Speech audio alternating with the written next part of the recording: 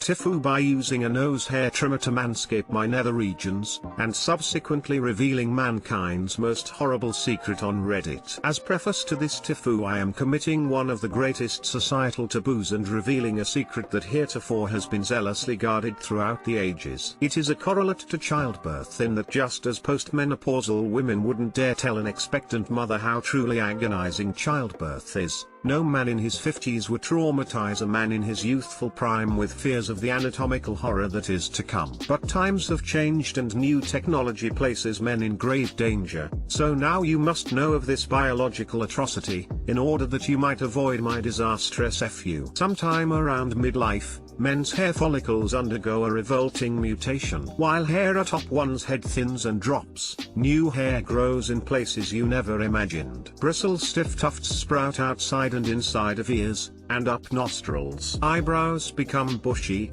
unruly and coarse. Pubic hair turns grey and scraggly, I coconut you not. All these hairs grow alarming fast and require constant attention, lest you become that guy with a bunny paw sticking out of his ear. Their eradication is a battle men wage stoically and silently through the second half of their lives. And, as with any battle, there are casualties. Now, on to my TIFU. I found a great nose hair trimmer in the as advertised on TV aisle at CVS. It looks like and operates like a miniature hedge trimmer. It's virtually impossible to cut yourself but mows down the hair. Yesterday I was trimming ear, nose and eyebrow hairs after a shower. I was so happy with the results that I decided to try it on my pubes too. It worked great.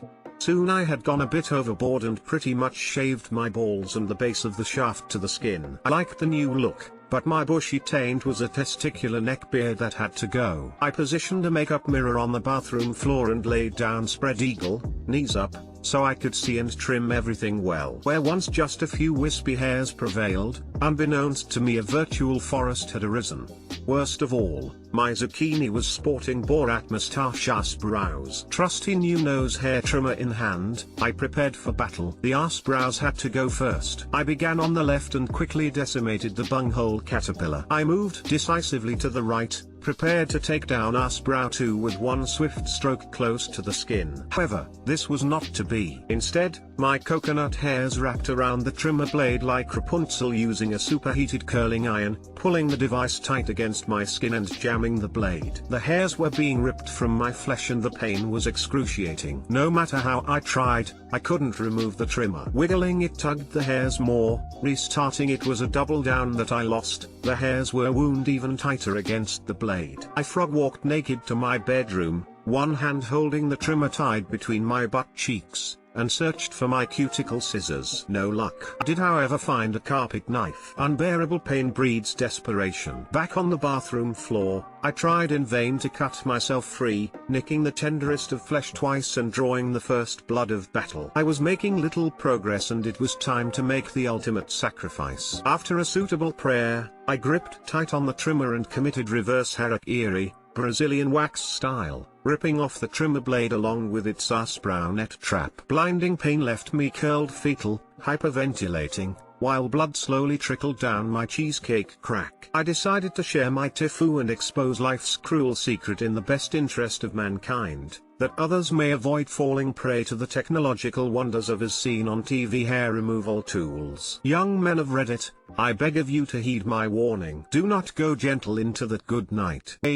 Rage against the dying of the light. TL, doctor used nose hair trimmer on bunghole brows, tore myself a new one. Edit. I was pretty sure this TIFU would be popular but I'm genuinely blown away. 57,000 upvotes in a day?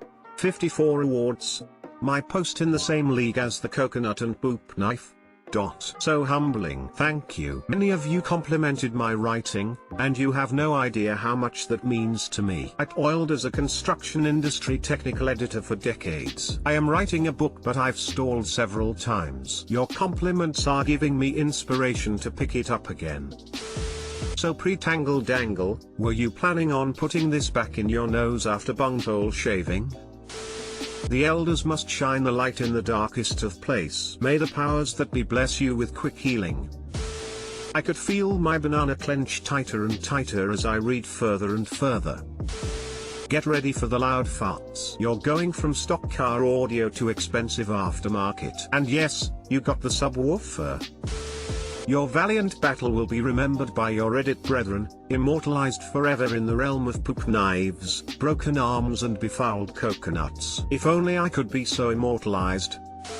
TIFU by almost committing a war crime. Obligatory, not today. This was about 10 years ago. I started doing stand-up when I was in the army, in Afghanistan, actually. I started telling stories around the fire at night, but eventually started doing shows in the chow hall or during talent shows if we were on a bigger base at the time. It wasn't uncommon for me to do so badly that I lost people during these shows. I even had a platoon opt to go on patrol early rather than watch my whole set. I was less fun than possibly dying. I wanted to get better, so I ordered a book and started working on trying to improve crowd work, talking to the audience, and being more physical. I figured if I could make the interpreters laugh with the language barrier, I'd be on my way to being a better comic. During our next patrol, we detained several suspected Taliban fighters. We needed to keep them on our base until they could get picked up by intel people, so we needed to watch them for 2 days. I thought the idea of a literal captive audience was too good to pass up and basically tried to do crowd work and run bits by them in an incredibly animated manner. Imagine Sebastian Maniscalco, but 2 months into comedy. I volunteered for as many guard duty shifts as I could. I tried jokes, I'd ask for their names and where they were from, jobs, etc.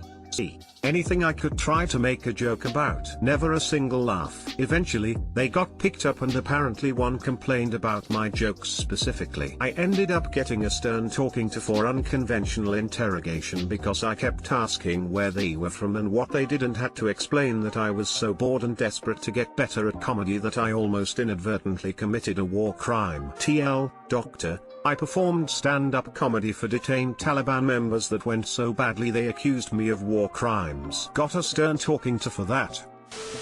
I volunteered for as many guard duty shifts as I could. This alone needs to go into a field manual somewhere as a warning sign. Are you or somebody you know asking for extra guard shifts? Are you bragging that you'll be killing in no time? You may be at risk. I was less funny than possibly dying. That hurts, man. So bad at comedy the Taliban thinks it was cruel. So what you're saying is you bombing on stage was worse than the ones in the road. I'm just saying the dogs were alerted to my performances. So 10 years later.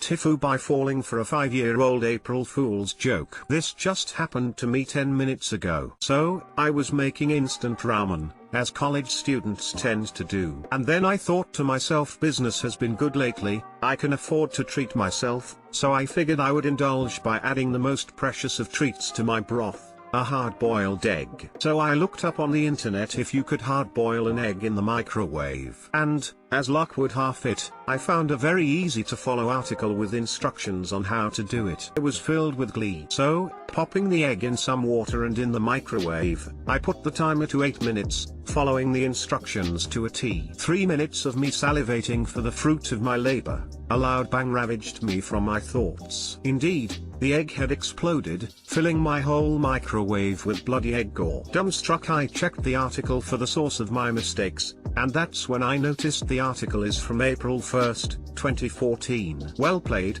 Internet Food Journal. I'm gonna clean the microwave now. TL, Doctor, check the date of articles if you don't want your kitchen to get nuked. Edit, wow, this blew up. Disclaimer for everyone blasting my zucchini about this, I was high as zucchini when that happened. Edit, also my girlfriend was involved in the cooking of the egg, just so you folks know. I swear this said 5-year-old's April Fool joke, and the entire time, I was waiting for a kid to come into the story. NGL, I would have fallen for that if I hadn't read this before. Even now, I still might fall for it, lol. It was from the Daily Mail. Come to. Like, if you can't trust those guys about recipes, who could you possibly trust at all? Next time, just crack the egg into the ramen bowl before eating or after. Rapidly stirring a raw egg into hot broth cooks the egg into delicious ribbons. My pre-coffee brain immediately went to April Fools in November. Wait, maybe they're in Australia. Sorry mate, April is actually in October here, not November. The egg exploded because it wanted to expand, and couldn't. On the bottom of an egg, there's a small spot where the membrane doesn't touch the shell. If you stick that spot with a thumbtack, you create an expansion spot for the egg. I also think you're supposed to lay the egg on a plate, not put it in water. You see, the problem is I can't tell if you are lying or not.